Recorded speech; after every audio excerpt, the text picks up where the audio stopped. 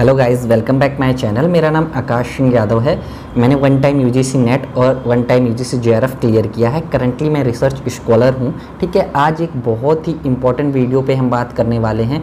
जो हमारा video based है आपका कॉमर्स का पेपर जो 17 अक्टूबर को हुआ था, उस पेपर का आज हम एनालिसिस करेंगे। पेपर फर्स्ट का, दोनों शिफ्ट का, इवनिंग शिफ्ट का भी आज एनालिसिस होगा एंड मॉर्निंग शिफ्ट का भी एनालिसिस करेंगे। ये वीडियो उन सब लोगों के लिए इम्पॉर्टेंट होने वाला है जो लोग पेपर दे के आए हैं या इसके अलावा जो लोग पेपर देने जा रहे हैं। क्योंकि होता क्या है, इस बार हो क्या रहा है कि पेपर फर्स्ट का जो लेवल है सेम ही आ रहा है, कहीं ना कहीं थोड़ा बहुत डिफरेंस आ रहा है। क्वेश्चन सेम आ रहे हैं, सिर्फ जो हैं आपके टॉपिक सेम है लेकिन क्वेश्चंस में थोड़ा बहुत चेंज कर रहे हैं। ठीक है, इसके अलावा आज हम आपको ये भी बताएंगे कि पेपर फर्स्ट में कौन सी शिफ्ट का पेपर डिफ़िकल्ट था एंड कौन सी शिफ्ट का पेपर सिंपल था। ठीक है, थोड़ा सा डिफ़िकल्ट और थोड़ा सा सिंपल की बात हम करेंगे कि मॉर्निंग शिफ्ट का ज़्यादा डिफ़िकल्ट था कि इवनिंग शिफ्ट का सबसे ज़्यादा डिफ़िकल्ट था। ठीक है, तो हम चलते हैं सबसे पहले क्वेश्चन नंबर फर्स्ट से। बहुत इजी क्वेश्चंस आए थे, ये हम पहले आपको देख रहे हैं मॉर्निंग शिफ्ट में। ठीक है, मॉर्निंग शिफ्ट में जो एक क्वेश्चन था वो था कि एक प्रोडक्ट है जो सेलिंग प्राइस जिसका 1500 है लेकिन उस पर डिस्काउंट दिया जाता है 40% का। ठीक है, फिर 40% के डिस्काउंट में बेचने के बाद भी जो आपका सेलर है 20% प्रॉफिट अर्न कर रहा है, तो कॉस्ट प्राइस क्या होगा। तो देखो, जब डिस्काउंट देंगे तो आप 1500 का 40% निकाल देंगे तो 600 आ जाएगा। ठीक है, अब 600 आने के बाद फिर आपको सेलिंग प्राइस पता चल गया ना। जब 1500 से आपने 600 माइनस किया तो 900 हो गया कहीं ना कहीं। ठीक है, अब इन्होंने क्या बोला है कि जो सेलर था वो 20% प्रॉफिट पे बेच रहा है, तो कॉस्ट प्राइस हम हमेशा एज्यूम कर लेते हैं 100। ठीक है, अब इन्होंने बोला है, अब हमें पता है कि 100 तो उसका हो गई, 20% प्रॉफिट पे बेच रहा मतलब 120% इज इक्वल टू 900। ठीक है, फिर 1% आपका जो हो जाएगा वो इज इक्वल टू हो जाएगा 900 डिवाइडेड बाय 120। ठीक है, फिर आप 100% जब निकालेंगे तो इससे मल्टीप्लाई आपने 100 और कर दिया, तो जो करेक्ट आंसर बनेगा वो 750 बनेगा। ठीक है, एंड हाँ, एक बात और, ये जितने भी क्वेश्चंस हैं ये सारे क्वेश्चंस आप सब ने ही मुझे भेजे हैं टेलीग्राम चैनल पे, उसके लिए आप सबका बहुत बहुत थैंक यू। ठीक है, एंड कहीं ना कहीं कुछ क्वेश्चंस आपके मान के चलो कहीं ना कहीं एक दो क्वेश्चंस गलत भी होते हैं, तो आप कमेंट बॉक्स पे कमेंट करके बता दीजिए। क्योंकि ये क्वेश्चंस जो भेजे गए हैं मेमोरी बेस्ड क्वेश्चंस हैं, जो थोड़ा बहुत जो हमारे एस्पिरेंट्स याद कर पाए हैं वो उन्होंने भेजे हैं। अगर आपको इनके अलावा कोई क्वेश्चंस और भी याद हैं तो वो आप कमेंट बॉक्स में कमेंट कर सकते हो। ठीक है, अब हम चलते हैं सेकंड क्वेश्चन पे। देखो, जो हमारा सेकंड क्वेश्चन है ये क्या बोल रहा है। बहुत सिंपल क्वेश्चन है, आप लोग बहुत इजी इसको कर सकते हो, सिर्फ आपको डिफ़िकल्ट बनाने की कोशिश की गई है। इस क्वेश्चन को इतना लंबा प्रोसेस जाने की आपको ज़रूरत ही नहीं है। देखो, आपको पता होगा कि एक जब एवरेज की बात करते हो, जब अरिथमेटिक मीन की बात करते हो, तो एक प्रॉपर्टी होती है आपकी। जो प्रॉपर्टी ये होती है कि अगर जो आपके ऑब्जर्वेशन है, अगर आप सारे ऑब्जर्वेशन में इक्वल ऐड करते हो या इक्वल आप सब्सट्रैक्ट करते हो या इक्वल मल्टीप्लाई करते हो या इक्वल आप डिवाइड करते हो, तो उतना ही आपके मीन में भी इक्वल ऐड कर सकते हो, इक्वल माइनस कर सकते हो, इक्वल आप डिवाइड और मल्टीप्लाई कर सकते हो। जैसे मान के चलो इसमें 17 ऑब्जर्वेशंस का जो मीन था वो 32 था आपका। ठीक है, फिर इसके बाद इन्होंने क्या बोला है कि हम सारे ऑब्जर्वेशंस में 3 ऐड करेंगे। तो मतलब हमारा 3 सारे ऑब्जर्वेशंस में ऐड हो रहा है, तो हमारा जो मीन हो जाएगा, मीन में भी हम 3 ऐड कर देंगे तो 35 करेक्ट आंसर हो जाएगा। ऐसे ही अगर इन्होंने बोला होता सारे ऑब्जर्वेशन में 3 माइनस करेंगे तो आप उसके मीन में भी 3 माइनस कर सकते थे। दूसरा मेथड थोड़ा सा डिफ़िकल्ट, जो थोड़ा सा लंबा है, जैसे आपका n की वैल्यू आपको पता है 17 है और मीन आपको दिया गया है 32, तो आप ऑब्जर्वेशंस की वैल्यू निकाल सकते हो। X bar is equal to sigma x upon n, तो आपको यहाँ से सिग्मा एक्स बार की वैल्यू जो आएगी वो आपकी आ जाती 2240। ठीक है, फिर इसके बाद आपको क्या करना था, इन्होंने बोला था कि सारे में से जितने भी आपके ऑब्जर्वेशन है उसमें आपने 3 ऐड किया, तो नंबर ऑफ ऑब्जर्वेशन आपकी कितनी थी 17। ठीक है, आप 3 ऐड करोगे तो मल्टीप्लाई बाय 3, 210 आप इसमें जब ऐड कर दोगे तो 2450 आ जाएगा। फिर आप नया मीन निकालोगे तो उसका 35 ही आएगा। ठीक है, इस तरीके से भी आप कर सकते हैं। ठीक है, एंड हाँ, जो चीज़ मैंने आपको बताई कि कुछ क्वेश्चंस ऐसे भी होंगे जो मे बी थोड़ा बहुत डिफ़र होंगे या थोड़ा सा गलत होंगे। जितने भी क्वेश्चंस हैं वो सारे आप लोगों ने ही मुझे टेलीग्राम पे दिए हैं, मैंने उसी क्वेश्चंस का एनालिसिस किया हुआ है, ठीक है। तो कहीं ना कहीं सारे जितने भी जो एस्पिरेंट्स हैं उनके जो मेमोरीज़ में रहे हैं क्वेश्चंस या जो मेमोरी बेस्ड क्वेश्चन थे वो उन्होंने दिए हैं, तो मैंने उसका एनालिसिस किया है। इसके अलावा और भी क्वेश्चन होंगे वो आप कमेंट बॉक्स में कमेंट कर सकते हो, ठीक है। तो अब हम नेक्स्ट क्वेश्चन की तरफ चलते हैं। तो नेक्स्ट क्वेश्चन जो है हमारा बहुत सिंपल से क्वेश्चन थे, पेपर फर्स्ट बहुत ईजी था अगर हम बात करते हैं फर्स्ट शिफ्ट की, ठीक है। तो एक assertion and reason based question था जो हमारा था कि RAM is a volatile memory, ठीक है। पहला जो था कि RAM is a volatile memory, जो कि बिल्कुल सही स्टेटमेंट है। दूसरा स्टेटमेंट हमसे बोला गया था when power off and failure data retain in memory, तो रैम में डेटा रिटेन नहीं रहता है, वोलेटाइल मेमोरी में डेटा रिटेन नहीं रहता है, ठीक है। मेमोरी से क्वेश्चन आ रहे हैं तो आप जिनका भी पेपर फर्दर है या जिनको अभी और एग्ज़ाम देना है फ्यूचर में, तो वो जितनी भी टाइप्स की मेमोरी हो, चाहे आपकी primary memory, secondary memory, then primary memory further divide होती है रैम एंड रोम में, उसको भी आप बहुत अच्छे से प्रिपेयर कर सकते हो, ठीक है। वो आपके लिए प्रॉफिटेबल होगी। तो हमारा यहाँ पे असर्शन जो है करेक्ट हो जाएगा, रीजन जो है हमारा इनकरेक्ट हो जाएगा। फिर जो नेक्स्ट क्वेश्चन था वो आपका पोजिशनल एवरेज से था। ये वाला क्वेश्चन हमने आपको जब हमने टेलीग्राम पे आपको एमसीक्यू करवाए थे, एमसीक्यू सीरीज़ करवाई थी या बहुत सारे एमसीक्यू करवाए थे, तो ये क्वेश्चन मैंने उसमें पूछा भी है। इसके अलावा मैंने आपको पेपर फर्स्ट में काफ़ी सारी सीरीज़ दी है, सारे एमसीक्यू दिए हैं, तो उससे काफ़ी सारे क्वेश्चंस रिपीट भी हुए हैं। जिन लोगों का फर्दर पेपर है वो उस क्वेश्चंस को देख सकते हैं। 5 से 6 सीरीज़ हैं, 7 सीरीज़ हैं, सातों इंपॉर्टेंट यूनिट्स हैं और 50-50 क्वेश्चंस होंगे, और जो कि जिनसे काफ़ी क्वेश्चंस रिपीट हो रहे हैं। मैनेजमेंट के पेपर में भी रिपीट हुए थे और कॉमर्स में भी रिपीट हो रहे हैं, ठीक है। तो हमारा पोजिशनल एवरेज में क्या क्या इंक्लूड होता है ये पूछा गया था, हमारे ऑप्शंस ये दिए गए थे। तो आपको पता होगा जब हम पोजिशनल एवरेज की बात करते हैं तो उसमें हमारा मीडियन एंड मोड इंक्लूड होता है, अर्थमेटिक मीन, ज्योमेट्रिक मीन और हार्मोनिक मीन पोजिशनल एवरेज का पार्ट नहीं होते हैं, ठीक है।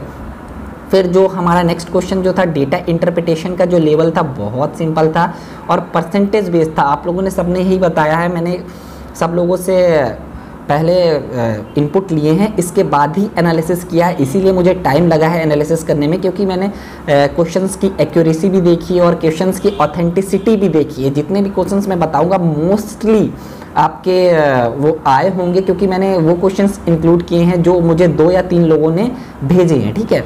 फिर हमारा जो रीडिंग कंप्रीहेंशन था वो भी सिंपल था, ज़्यादा डिफ़िकल्ट नहीं था। एक क्वेश्चन आपके प्रोटोकॉल से भी आया था कि प्रोटोकॉल में आपको जितने भी आपने इन्वायरमेंट में जितने भी प्रोटोकॉल थे उनकी मैच द फॉलोइंग करनी थी आपको, ठीक है। फिर नेक्स्ट क्वेश्चन एक एवरेज स्पीड से था जिसका आंसर 72 मुझे सब लोगों ने बताया है। मुझे कंप्लीट क्वेश्चन नहीं दिया है, अगर मुझे कंप्लीट क्वेश्चन देते तो मैं उसको प्रॉपर सॉल्व करके भी आपको बताता, ठीक है। फिर हम चलते हैं नेक्स्ट क्वेश्चन पे। एंड हाँ यार, वीडियो को लाइक कर दो यार, काफ़ी मेहनत लगती है, मैं रिसर्च स्कॉलर भी हूँ तो मुझे टाइम निकालना पड़ता है आपके लिए वीडियो बनाने के लिए, तो वीडियो को प्लीज़ लाइक कर दो यार, काफ़ी एफर्ट लगती है, बस थोड़ा सा मोटिवेशन मिलता है, ठीक है। फिर हम चलते हैं नेक्स्ट पे जो है हमारा teacher play active and interactive role at which of teaching level, ठीक है। तो इसमें 3 जो ऑप्शन थे वो आपके memory level, understanding level and reflective level है। तो इस पे मुझे काफ़ी मिले जुले आंसर्स आ रहे हैं आप लोगों के। मुझे पूरा क्वेश्चंस नहीं पता है भी पूरा क्वेश्चन क्या है, किस तरीके से है, तो वो चीज़ मुझे नहीं पता है। तो आप लोग इसमें 2 आंसर दे रहे हो, memory level and reflective level, ठीक है। कुछ लोगों ने मुझे आंसर दिया है मेमोरी लेवल, कुछ लोगों ने मुझे आंसर दिया है रिफ्लेक्टिव लेवल। तो आप लोग कमेंट बॉक्स पे बताइएगा कि कौन सा आंसर सही होगा। फिर एक क्वेश्चन हमारा बैरियर ऑफ कम्युनिकेशन से भी था, जिसको हमने बहुत अच्छे से डिस्कस किया हुआ है, ठीक है। फिर एक क्वेश्चन आपके पेरिस एग्रीमेंट से था, जो पेरिस एग्रीमेंट था वो आपका बॉटम अप अप्रोच करके आंसर था उसका, ठीक है। एंड CO2 कार्बन डाइऑक्साइड के इमिशन से बहुत क्वेश्चन आ रहे हैं, एक सीक्वेंस पे क्वेश्चन था ये, और हर सेट पे मैनेजमेंट का मैंने पेपर एनालिसिस किया था, मैनेजमेंट के पेपर एनालिसिस पे भी इससे क्वेश्चन था, इमिनेशन से। एंड इसके अलावा सेकेंड शिफ्ट में भी इससे क्वेश्चन था, ठीक है। और इन्वायरमेंटल इशू से क्वेश्चन था, क्लॉक बेस्ड एक क्वेश्चन था जो कि आपका ऐसे रिलेटेड था, क्लॉक से भी क्वेश्चन अब आने स्टार्ट हो चुके हैं। जिसका करेक्ट आंसर जो बना था 10 सेकेंड बन रहा था, ठीक है। हाँ, फिर इसके बाद मैच द फॉलोइंग का क्वेश्चन था हमारा एक, जो कि आपका मैच द फॉलोइंग में ये सिंपल सा था, जो कि मैनेजमेंट का पेपर का जब मैंने एनालिसिस किया था पेपर फर्स्ट पे तब भी ये क्वेश्चन आया था। तो क्वेश्चंस जो हैं थोड़ा सा कहीं ना कहीं चेंज हो रहे हैं, उनकी वर्ड्स चेंज हो रहे हैं, लेकिन कंसेप्ट या जो टॉपिक हैं वो चेंज नहीं हो रहे हैं। तो जिनका भी फर्दर पेपर है ये सारे क्वेश्चंस अच्छे से प्रिपेयर करके जाएगा, ठीक है। अब जैसे www और IP एड्रेस और ऑपरेटिंग सिस्टम पे आपका मैच द फॉलोइंग थी, ठीक है। एंड एक क्वेश्चन था जो आपका स्वयं पे था, असर्शन एंड रीजनिंग बेस्ड, उसको भी आप इजीली कर लिए होंगे क्योंकि मैंने बहुत अच्छे से आपको समझाया था, स्वयं एंड स्वयं प्रभा, ठीक है। फिर हमारा क्वेश्चन था की बिहेवियर ऑफ टीचिंग, इसका मुझे करेक्ट आंसर नहीं बताया है आप लोगों ने। एंड डीजल एंड पेट्रोल को प्राइस को लेके एक असर्शन एंड रीजनिंग था, तो मुझे एक स्टेटमेंट दिया था, जो एक स्टेटमेंट था वो तो करेक्ट था, लेकिन दूसरे स्टेटमेंट के बारे में हम बात नहीं कर सकते हैं, ठीक है, क्योंकि मुझे नहीं पता है। फिर हम बात करते हैं मैस्लो की हायरार्की नीड थ्योरी, जिसमें आपकी जो इस तरीके से बनती थी, सबसे पहले जो आपके होते थे बेसिक नीड होती थी, ठीक है। फिर आपके जो होते थे वो सिक्योरिटी नीड होती थी, फिर आपकी सोशल नीड होती थी, फिर आपकी सेल्फ स्टीम होती थी, ठीक है। फिर आपकी सेल्फ एक्चुअलाइजेशन होती थी, जो कि मोटिवेशन थ्योरी थी, मैस्लो ने दी थी, ठीक है। नीड हायरार्की थ्योरी भी बोलते हैं। इनकी हायर ऑर्डर नीड पे एक क्वेश्चन आया था, तो वो भी इजीली आप लोगों ने कर लिया होगा क्योंकि आप लोगों का बैकग्राउंड जो है कॉमर्स है, तो इजीली हो गया होगा। परफॉर्मेंस अप्रेजल से भी एक क्वेश्चन था पेपर फर्स्ट में, वो भी हो गया होगा, ठीक है। तो हमने बात की आपके पेपर फर्स्ट की। फिर इसके बाद एक और क्वेश्चंस जो थे हमारे थे, ये क्वेश्चंस मैंने कई बार डिस्कस किया है लेवल ऑफ सिग्निफिकेंस को लेके। देखो 2 टाइप्स के हाइपोथेसिस होते हैं, बहुत बार इस पे क्वेश्चन मैंने दिया है, null hypothesis and alternate hypothesis. Null hypothesis and alternate hypothesis के अलावा इसका एक जो कंसेप्ट और होता है type 1 error, type 2 error.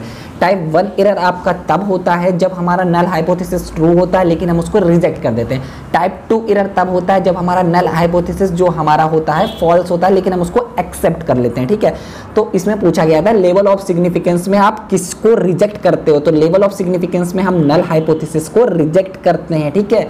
And इसका जो आपकी डिफिनेशन बनती है, the significance level is the probability of rejecting the null hypothesis when it is true, या आप इसको ये भी बोल सकते हो the significance level is the probability of rejecting the null hypothesis when it is true, या प्रोबेबिलिटी ऑफ टाइप 1 एरर भी बोल सकते हो आप इसको, ठीक है। टाइप 1 एरर भी बोल सकते हो, अच्छे से ध्यान रखिएगा। फिर जो क्वेश्चन था इंडियन लॉजिक पे 2 क्वेश्चंस थे जिसका आंसर मुझे बताया गया है, ये था, ठीक है। सिलोगिज्म पे भी क्वेश्चन थे, क्लॉक बेस्ड क्वेश्चन हमने डिस्कस किया है, ठीक है। वेद आयुर्वेद जो है कहाँ से डिस्कवर हुआ है, तो ये क्वेश्चन भी ईजिली आपने कर लिया होगा, जिसका करेक्ट आंसर बना था अर्थवेद, ठीक है। तो अब हम चलते हैं, हमारी फर्स्ट शिफ्ट कंप्लीट हुई, अब हम आते हैं सेकेंड शिफ्ट पे। तो सेकेंड शिफ्ट की अगर हम बात करते हैं तो उसके क्वेश्चंस पहले समझते हैं, फिर हम बताएंगे कि कौन सा पेपर जो है आपका डिफ़िकल्ट था और कौन सा पेपर जो है आपका डिफ़िकल्ट नहीं था, ठीक है। तो बहुत ही इम्पॉर्टेंट और अच्छा क्वेश्चन है ये भी। तो सबसे पहले हम चलते हैं कि आपको हेक्साडेसिमल पे दिया गया था कि 21 का ये आपका स्टेटमेंट बेस्ड क्वेश्चन था, 21 का हेक्साडेसिमल क्या होगा, तो आप इजीली इसको निकाल सकते हो। 1 = 16 की पावर 0, देन आप, ठीक है, तो आपका ये हो जाएगा 1, देन आपका सेकेंड जो बनेगा 2 = 16 की पावर 1, ठीक है। तो ये बनता है आपका 32, तो 33 जब इसको आप ऐड करोगे तो 33 आएगा, जो कि करेक्ट है, ठीक है। दूसरा इन्होंने बाइनरी का पूछा था, इसको कन्वर्ट करना था, ये क्वेश्चन भी बहुत बार डिस्कस किया है हम लोगों ने। तो इसको 0 = 2 की पावर 0, 1 × 2 की पावर 1, देन 1 × 2 की पावर 2, देन 1 × 2 की पावर 3। इस तरीके से आप करते हो इसको, ठीक है। तो ये आपका 8 हो जाएगा, ठीक है, ये आपका 4 हो जाएगा, ये आपका 2 हो जाएगा और ये आपका 0 हो जाएगा। तो इसका करेक्ट आंसर बनता है 8, 4, 12, 14, ठीक है। तो हमारे जो दोनों स्टेटमेंट थे, दोनों स्टेटमेंट इसमें करेक्ट थे, ठीक है। फिर इसमें नेक्स्ट जो क्वेश्चन था उसमें हमें ऑड नंबर पूछा गया था, तो ये हमारी सीरीज दी गई थी। तो इस सीरीज में जो ऑड नंबर होगा वो 12 होगा। अब 12 क्यों ऑड नंबर होगा, क्योंकि ये हमारा प्राइम नंबर है, ठीक है। बाकी जितने नंबर हैं जैसे 3 है तो 3 सिर्फ खुद से डिवाइड होता है और किसी दूसरे नंबर से डिवाइड नहीं होता। 5 के साथ भी यही केस है कि वो खुद से डिवाइड होता है, बाकी किसी नंबर से डिवाइड नहीं होता। 7 के साथ भी यही सेम केस है।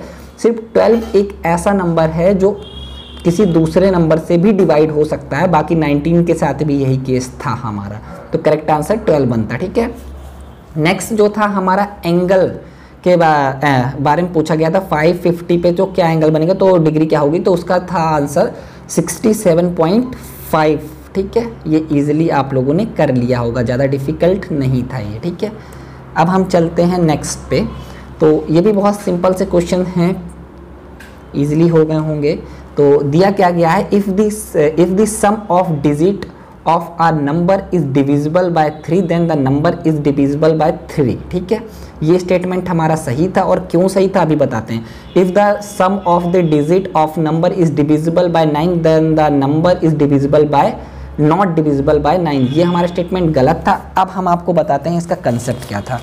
तो 3 और 9 का एक कंसेप्ट होता है कि जैसे मान के चलो आपको एक नंबर दिया है, पूछा गया है 85203, तो आपसे ये पूछा गया है ये 3 से डिविजिबल होगा कि नहीं। तो आपको कुछ नहीं करना है, इसको सबको ऐड कर देना, 3, 5, 10, 18। अगर इनको जब आप ऐड कर रहे हो वो डिविजिबल 3 से है तो आपका नंबर भी 3 से डिविजिबल होगा, चाहे जितना बड़ा नंबर हो, ठीक है। तो यही चीज़ इसमें बोली गई है। और एक नंबर हम और लेके आपको एग्जांपल देते हैं, जैसे मान के चलो 7, 9, 1, 5, 4, ठीक है। तो इसको जब आप ऐड करो तो बनेगा 5, 4, 9, 9, 10, 19, 19, 20, 26, मतलब ये 3 से डिविजिबल नहीं है। तो ये जो आपका नंबर होगा वो भी 3 से डिविजिबल नहीं होगा, चाहे आप करके भी देख लो, इजीली होता है ये चीज़, बहुत सिंपल सा है, बहुत बेसिक लेवल की चीज़ है।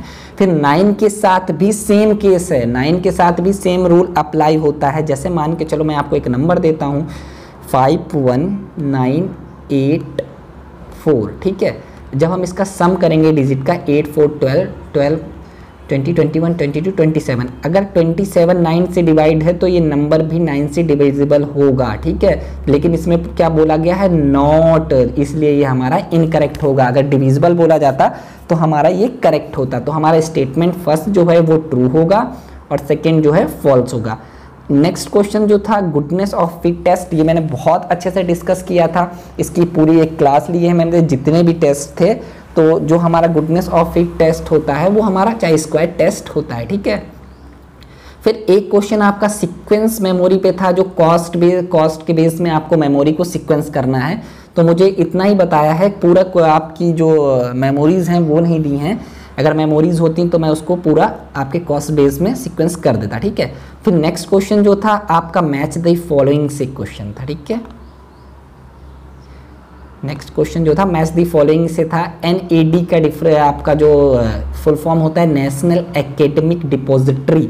इसका जो मेन एम है कि जैसे जो आप मार्कशीट लेके जाते हो हर जगह, जब आप कहीं भी वेरिफिकेशन के लिए जाते हो तो उसको ख़त्म कर देना।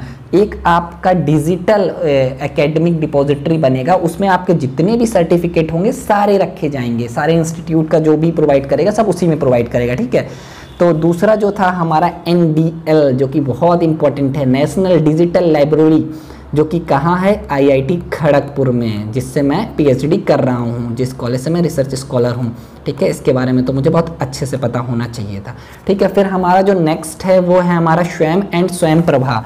इस पर भी आपका एक मैच द फॉलोइंग था, वो मुझे आप लोगों ने नहीं बताया है, इतना ही बताया, ठीक है। फिर जो नेक्स्ट क्वेश्चन था विच green house gas present for the maximum time in atmosphere, तो इसका जो करेक्ट आंसर है वो क्लोरोफ्लोरोकार्बन बनता है, ठीक है, CFC, ठीक है।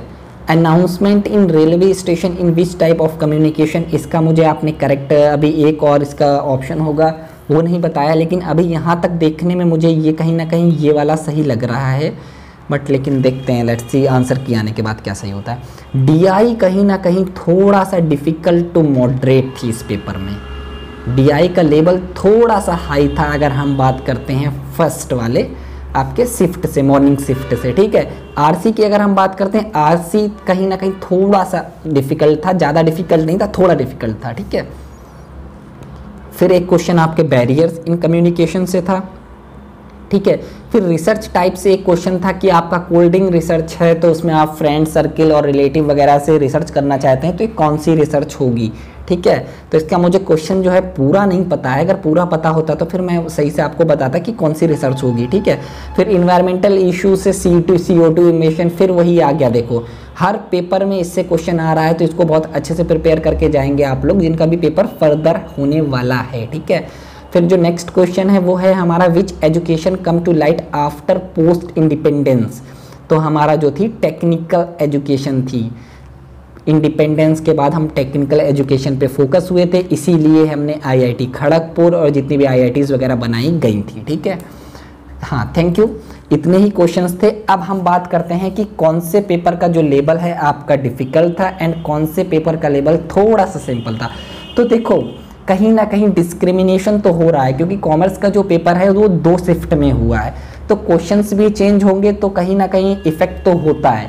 तो अगर हम बात करते हैं पेपर फर्स्ट की, अगर हम बात करते हैं मॉर्निंग शिफ्ट की, तो मॉर्निंग शिफ्ट थोड़ा सा सिंपल था। उसका रीज़न ये था मॉर्निंग शिफ्ट सिंपल होना का कि DI वहाँ पे थोड़ी सी इजी थी और RC भी वहाँ पे इजी थी अगर हम कंपेयर करते हैं आपके सेकेंड शिफ्ट या इवनिंग शिफ्ट से। तो बस यही बोलूँगा कि जो आपका इवनिंग का शिफ्ट था वो थोड़ा सा डिफ़िकल्ट था मॉर्निंग के शिफ्ट से, बट इतना ज़्यादा डिफरेंस नहीं था, क्वेश्चंस के लेवल कहीं ना कहीं सेम ही थे, ठीक है।